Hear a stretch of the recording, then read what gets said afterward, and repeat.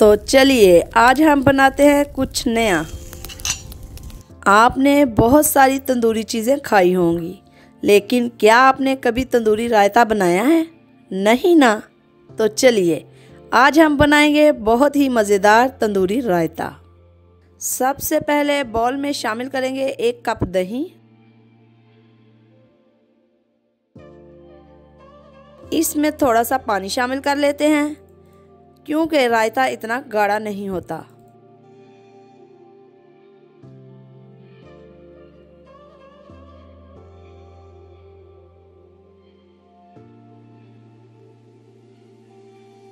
अब इसमें खुश्क मसाले ऐड करते हैं।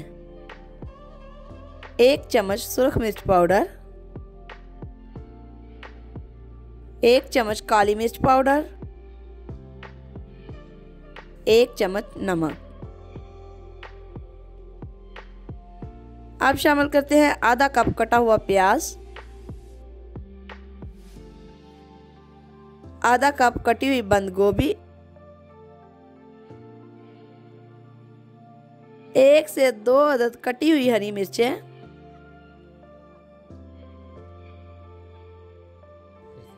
थोड़ा सा हरा धनिया,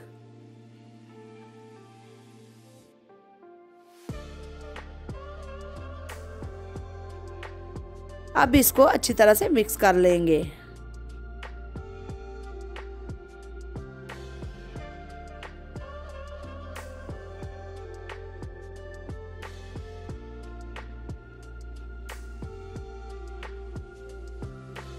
अब ये रायता तंदूरी कैसे बनेगा, तो चलिए वो भी आपको बता देते हैं। 1 कड़छी लेते हैं और इसको इस तरह से गैस पर रख लेंगे। अब इसमें शामिल करेंगे 1 चम्मच देसी घी। आप चाहें तो ऑयल भी इस्तेमाल कर सकते हैं।